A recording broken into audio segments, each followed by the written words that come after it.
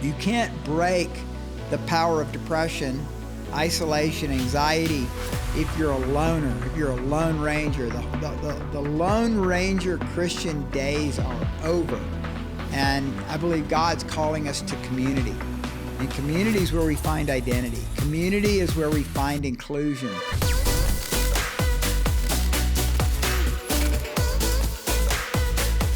God's cure for loneliness, depression, anxiety is something that everybody struggles with, and God does have a cure.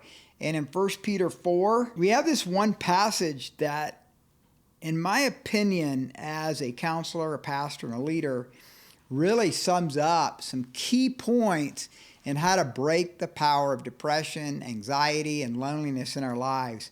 And it's 1 Peter 4, 7 through 11. But the end of all things is at hand. Therefore, be serious and watchful in your prayers. I gave an episode back on the power of prayer and how prayer is so important in breaking depression, breaking loneliness, breaking anxiety in our life. Even what the experts in science and psychology are saying about the power of prayer.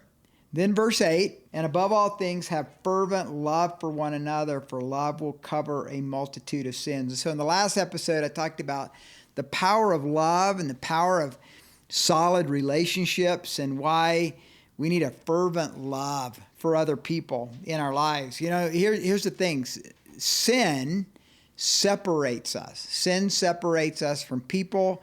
Sin separates us from God. And now listen to what I'm going to say next. Sin separates you from yourself. So sin and that law of separation has to be bridged in order to break the power of depression and break the power of loneliness and break the power of anxiety in our lives. And so having a fervent love, and I talked about the importance of going after relationships. So wherever you are, whatever your circumstances, there are people around you, people that need love, people that need your forgiveness. They need your inclusiveness by showing them the kingdom of God through your love for them. That's so vital and dynamic. But then next the verse says, be hospitable to one another without grumbling.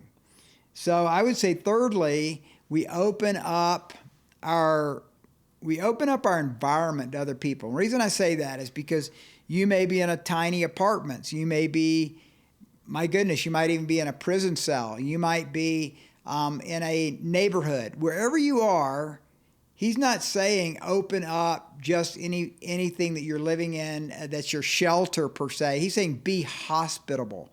And what that means is can you be open in your location to other people, letting them into your life, letting them in. And in my life, in a home with my wife, we constantly have people over to our house. We're constantly allowing people to come into our house. Currently, we have little lab puppies that we've raised up.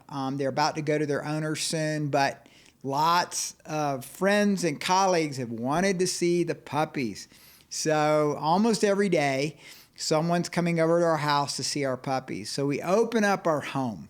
We open up our life to others. We give them the opportunity to see how we live. Opening up our lives to others breaks unhealthy cycles of isolation and loneliness.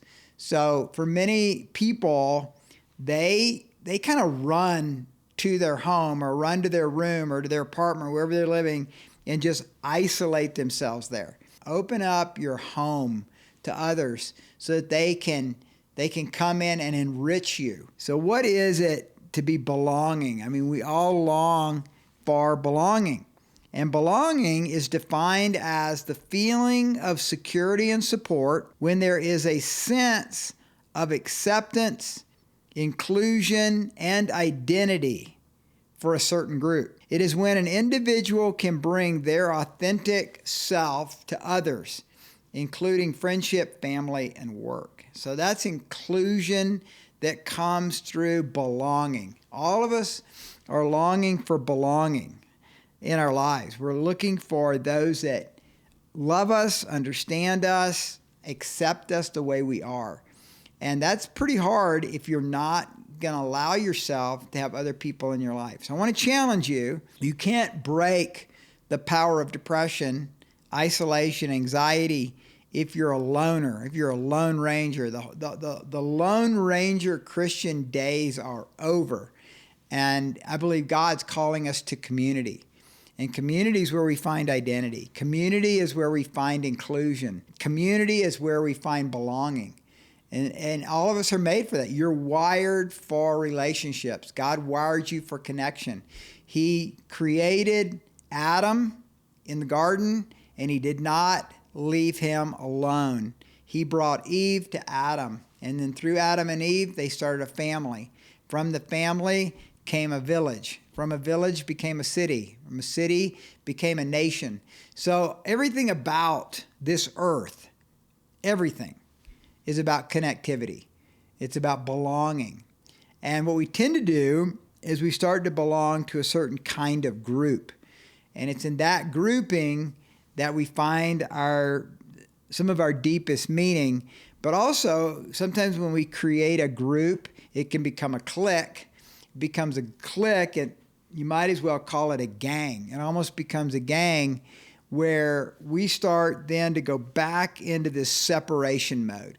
And so I think when he says be hospitable to one another without grumbling, remember, he's writing to a church.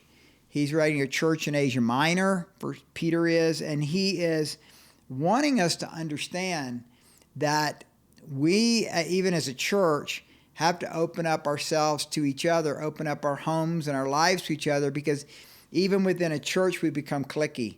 Even within a church, we tend to separate from each other. And so God gives you a group of people that you identify with. I think that's the best place to start, is just right there with that group, developing a relationship with those people. But then I think there's something to be said about the power of inclusion when we open up our homes, we open up our lives to people that are really different than us, that don't necessarily fit in the carved out little exclusivistic club that we set up, that we would be open to others and allow them into our group. And so some of the richest times in my life has been where I've been sitting around a fire pit, or I've been having dinner with people that I really kind of don't necessarily relate to, but I ask good questions. I try to pull out of their heart who they are so that I can get to know them. And I'll admit I'm a weird guy in the sense that I'm very curious. I really enjoy meeting new people. I enjoy hearing their story. And so I think being hospitable means asking good questions. It means including people into your atmosphere, into your world. It breaks the power of cliquey thinking. It breaks the power of being a gang or being a tribe that's just exclusive to only our people. Loving one another as Christ loved us breaks the power of isolation by also opening up our lives to others and letting them see how we live. And I think some of the greatest lessons that I ever learned when I was single was being around married couples that I thought were super cool, and them inviting me into their home for dinner.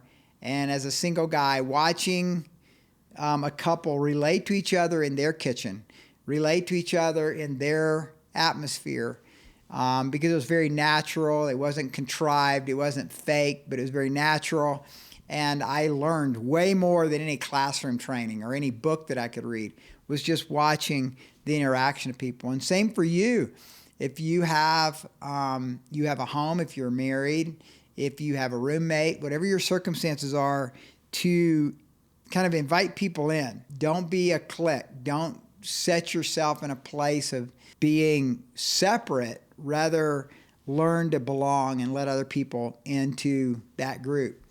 And in our church, with the Road Church, we have community groups. And that's a powerful way to be hospitable, is to invite people into these different house groups that we have. You may be in a situation where there's groupings. And in that groupings, it's with other believers, it's other Jesus people that you're relating to. Keep growing that. In other words, don't become so cliquish that nobody else can come in, but invite people in and love them there. And there's power in that. And so I guess what I'm saying in this episode is the power of community, how important community is to break the power of isolation, to break the power of loneliness, which often leads into depression and anxiety. So I challenge you, if you're in a group, invite others. Don't become closed off, but invite others into that group. Constantly be open and honest about just how important community is, and give other people who have no community the opportunity to enter into your community. So God bless you. I hope that's helpful.